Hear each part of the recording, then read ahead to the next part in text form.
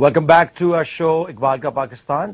اس show میں آج ہم gonna take you back to 1857 as آپ لوگوں نے شاید یہ پہلا شو دیکھا ہو اور بہت سارے آپ کے سوالات, آپ کے SMS اور ٹیلی فون کالز آئے ہیں جس میں ہمیں بہت فیڈ بیک ملی.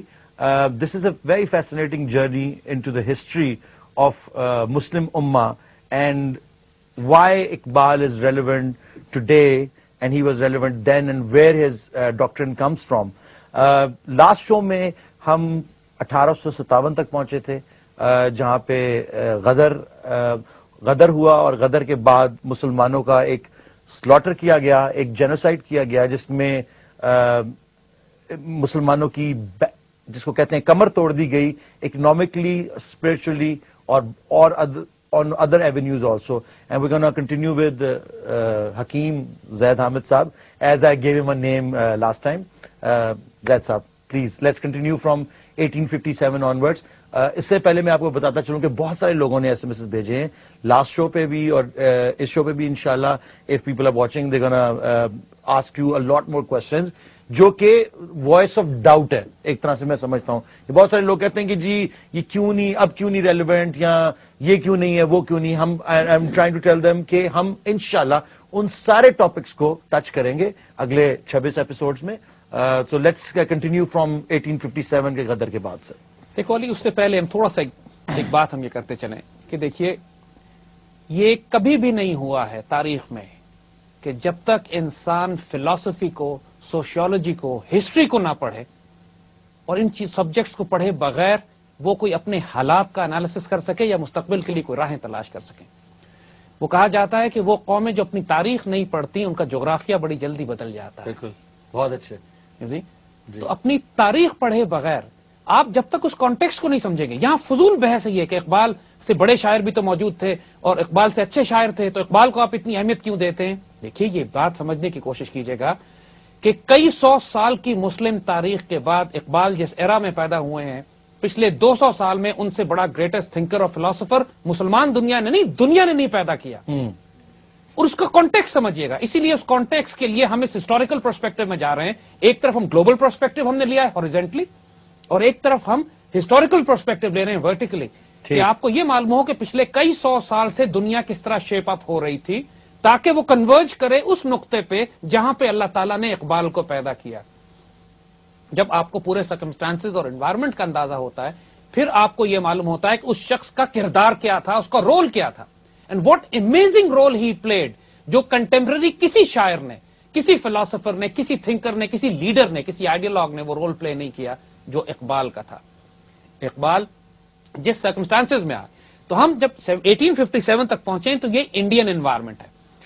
ہم نے پچھلے پروگرام میں وہ پوری تفصیل ڈسکس کی تھی کہ کس طرح ایسٹ انڈیا کمپنی سے بلڈ ہوتے ہوتے 1757 کی بیٹل آف پلاسی آتی ہے, 1799 میں ٹیپو سلطان شہید ہوتے ہیں اور 1857 میں وار آف انڈیپینڈنس ہوتی ہے اور اس کے درمیان میں کروڑوں مسلمان اور انسان انڈیا کے مارے جاتے ہیں برٹش ایسٹ انڈیا کمپنی کے ہاتھوں, کہ جب ان کی اکنامک انسلیومنٹ, ان کی ملٹری ایکسپلائٹیشن, وہ اور ایجوکیشنل جو سو کالڈ جس کو وہ ریفارم کہتے ہیں جس نے پوری تعلیم کا بیڑا غرق کر دیا پورے ہندوستان میں. اور یہ وہ انوائرمنٹ تھی کہ جب برٹش امپائر تو پھیل رہی تھی لیکن برٹش امپائر کے ساتھ ساتھ گلوبل اکنامک آرڈر بھی شفٹ ہو رہا تھا اور راس چائلڈ بینکنگ فیملی اپنے آپ کو مضبوط سے مضبوط تر کرتی چلی جا رہی تھی. دنیا میں گلوبل ورلڈ وار ہو رہی تھی, یعنی امپائرز آپس میں ٹکرا رہی تھی. فرینچ ایک طرف سے برٹش سے لڑ رہے تھے, ڈچ ایسٹ انڈیا کمپنی ایک طرف تھی, چائنیز ایک طرف تھے, رشین ایک طرف تھے. سینٹرل ایشیا میں گریٹ گیم ہو رہا تھا. راس چائلڈ اور رشین کے خلاف, رشین زار کے خلاف تھے, انہوں نے ان کے خلاف 3 بغاوتیں کروائی جو کہ 2 ریولوشن جو ناکام ہوئے اور آخری بولشوک. یہ سارے ہسٹوریکل پرسپیکٹو کو آپس میں یہ انٹر لنکڈ ہے, انٹر کنیکٹڈ ہے, ان کو سمجھنا ضروری ہے. بالکل. اس کے بعد آپ آتے ہیں اس دور میں کہ ہم کیسے پاکستان بنا اور آج ہم کہاں کھڑے ہیں اور آج ہم نے کہاں جانا ہے. بیکاز جو اسٹریٹجیز اور ٹیکٹکس انہوں نے 16th, 17th, 18th اور 19th سینچری میں بلڈ کی تھی آج انہی کی یہ کنٹینیویشن آگے چلانا چاہتے ہیں. اور اقبال نے اس پورے کئی سو سال کے ہسٹوریکل گیم پلان کو ایکسپوز کر دیا تھا. And that's what make Iqbal the greatest of the thinkers and the most dangerous man for this system, threat for the new world order.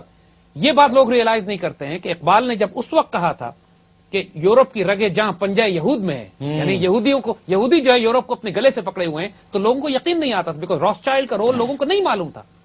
جیسا کہ لوگ کہتے ہیں نا جی کہ ڈیموکریسی کا ایک جو ہے کہ دیکھیں جی دنیا کے اندر فرینچ ریولوشن ہوا اور فرینچ ریولوشن کی طرز کے اوپر بہت سارے اور ریولوشن جو کہ دنیا کو اس نے شیپ کیا. یہ لوگ اصل میں اس کا پیچھے پریٹیکس نہیں سمجھتے کہ فرینچ ریولوشن کے پیچھے میکسیملین کو یہ ایڈم وائز ہاپٹ نے کس طرح ڈاکٹرن بھیجا اور کس طرح وہ، حالانکہ وہ پکڑا گیا، وہ ڈاکٹرن جو کتاب فارم میں تھا وہ پکڑا گیا تھا، اور اس کے بعد ان کو لے جا کے اور انہوں نے پورے بویرین گورنمنٹ نے پورے یورپین لیڈرز کو وہ بھیجا کہ یہ کچھ لوگ آئے ہیں ایک سیکرٹ سوسائٹی جو کہ آپ کے ساتھ یہ کرنے والے ہیں، اور رومن کیتھولک چرچ کو بھی بھیجا، لیکن انہوں نے کہا کہ ہمیں کوئی ہاتھ نہیں لگا سکتا، ہم ان کو دیکھ لیں گے. اس کے فوراً 4 سال کے بعد فرینچ ریولوشن کامیاب ہو گیا. تو آپ ذرا اس کے بھی بتائیں نا کہ ان کے ان سب ریولوشن کے پیچھے ان کا ہاتھ. وہ ہم اس پہ آئیں گے کہ جب ہم protocols of the learned elders of Zion کی بات کریں، کیونکہ اب ہم 1860 کے پیریڈ کے آس پاس آئے. جی یہ وہ پیریڈ ہے کہ جب مسلمانوں کو بری طرح کرش کر کے، جب مسلمانوں کی دیکھیے سب سے بڑا لاس، سب سے بڑا نقصان جو 1857 کی وار آف انڈیپینڈنس کے بعد مسلمانوں کو ہوا، وہ یہ کہ جو پڑھے لکھے مسلمان تھے، مسلمان اشرافیہ، دی ایجوکیٹڈ مسلم ایلیٹ، جو 1000 سال کے مسلمان تاریخ کی تہذیب کی ریپرزینٹیٹو تھی، امین تھی، اس کو انگریزوں نے بری طرح سلاٹر کر دیا. کیونکہ یہی وہ شریف پڑھے لکھے عمرا تھے، ہمارے نواب تھے، ہمارے ایجوکیٹڈ کلاس تھی، جنہوں نے بادشاہ کا ساتھ دیا تھا انگریزوں کے خلاف اس وار آف انڈیپینڈنس میں، ہمیں سپورٹ کیا تھا.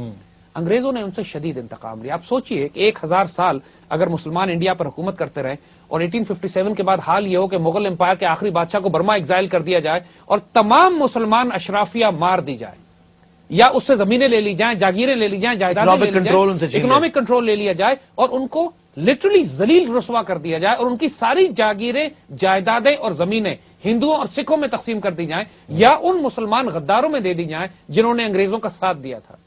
Divide and rule. آج بھی ہمارے ملک میں بہت بڑی تعداد میں ایسے وڈیرے، سیٹھ، نواب، جاگیردار موجود ہیں جن کے باپ دادا نے مسلمانوں کے خلاف غداریاں کر کے انگریزوں سے جاگیریں حاصل کی تھی.